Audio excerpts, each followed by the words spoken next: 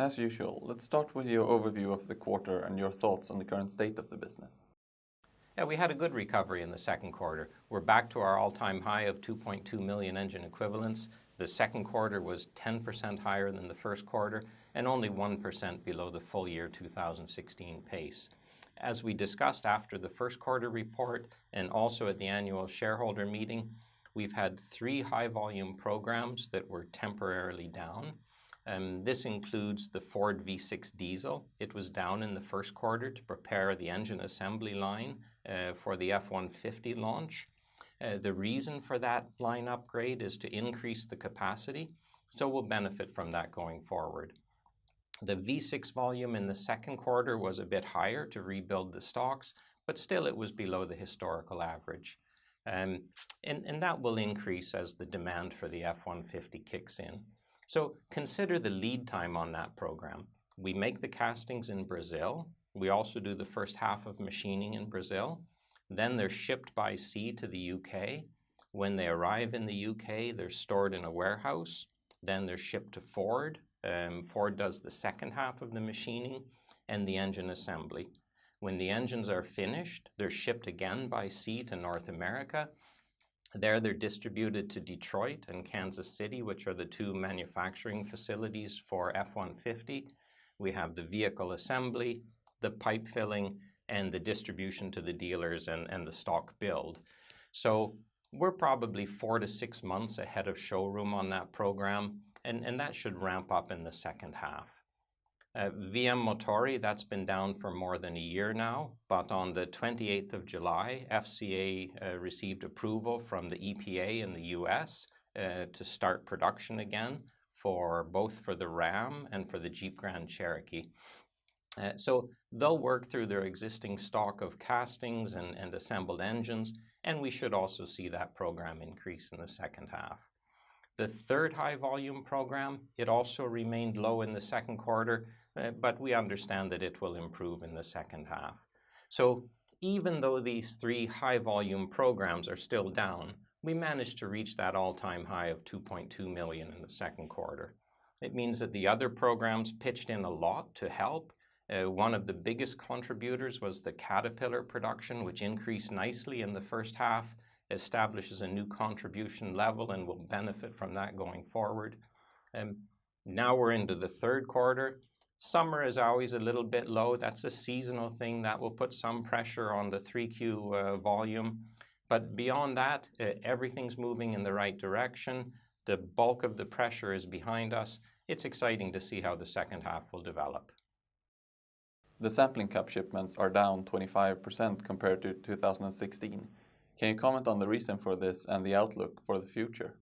Yeah, the sampling cup volume really affected the revenue in the first half. Sampling cup shipments were down 25%, and that explains the 10% decrease in the revenue. The other factors that contribute to the revenue, series production was only down 1%.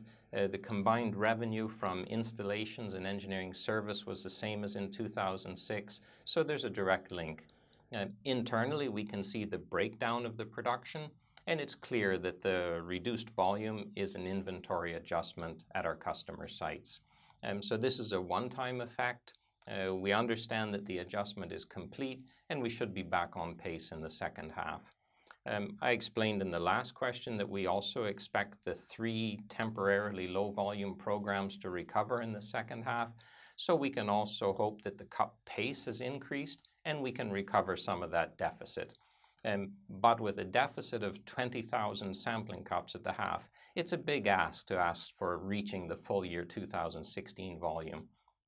In fairness, we benefited from the stock error with the oversupply in 2016, so in the end it all balances. But it does make the year-on-year comparison difficult when we have a high error in 2016 and a low compensation in 2017. Overall, we're coming to the end of a rough patch. It's normal to have one program low for 1 or 2 quarters, but now we've had 3 of our high-volume programs low all at the same time, and we've had this sampling cup inventory adjustment again at the same time. Yeah, so that's been difficult. But we're at record production level, and most of the pressure is behind us. The underlying business looks good. The development pipeline looks good. We had 2 press releases in June and July about customers investing for increased production, so it's starting to feel a lot more positive. The Tupy and Teksid foundries in Mexico have ordered installation upgrades. Can you comment on the reason for the upgrades and the outlook for the use of those installations? Yeah, the Tupy and Teksid upgrades are both really positive indications of the production outlook. And both foundries have had our normal System 3000, and both are now upgrading to what we call the System 3000 Plus. So instead of our normal process where we measure the iron in the ladle and make a correction before pouring, we'll also automatically control the first addition to the ladle, the addition that the foundry normally makes before they give the ladle to us. So in our normal process, we measure and correct this feed-forward process control. And with the System 3000 Plus, we also use our measurement to feed information back in the process to help optimize the first treatment. The standard process is well proven, but the automatic base treatment really improves the efficiency. And this is especially important as we move toward higher volume production.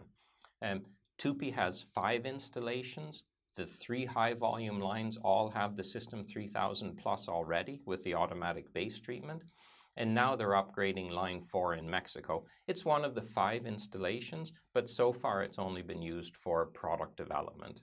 So they're making this upgrade in preparation for high-volume production on line 4. The equipment was shipped in the second quarter, so the revenue was accounted in the second quarter. The upgrade is an ongoing task for the third quarter. The next step is to finalize the pre-production in the fourth quarter, leading towards series production next year. It's the same story at Teksid. We ship the equipment in the third quarter, so the revenue will be recognized, and we will upgrade on site in the fourth quarter, hopefully seeing the initial start of production before year end.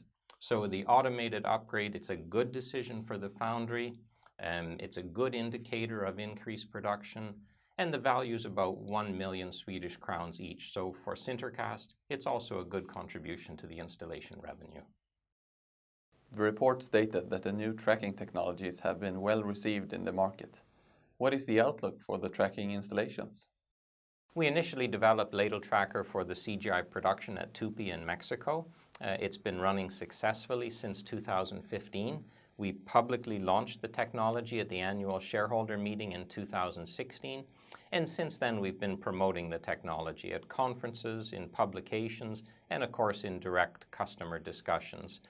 In parallel, we've also developed new applications of the technology for tracking castings and also for tracking the performance of the operators. Our goal was to have sold a second system before now. We haven't managed to do that, but we've made a lot of good progress. We've developed what we call a standalone version of the technology, so we can sell it to customers who don't have a System 3000 installation. Yeah, the original installation at Tupy in Mexico runs off of the SinterCast 3000 computer and software. We've initiated a lot of customer discussions. The majority of those are outside of CGI, and some of them are even outside of the cast iron foundry industry. The feedback has been really positive, and that's good for SinterCast. Whether people buy it or not, it really adds to the technical reputation. Nobody has dismissed it as unnecessary or trivial. For the customers, it takes some time to understand how the technology can be implemented, to understand the benefits so they can do their cost-benefit calculation, and then to secure the budget approval for the investment. And we're going through that process. We're sure that we'll have installations for tracking, and that will provide a nice addition to the installation revenue. It will also get us into more customers other than CGI, and that will bring other opportunities. And the new foundries, they'll see that we're a good partner, and they'll ask us to help with other things. So it's a good technology, it's good for the revenue, and it's a good door opener.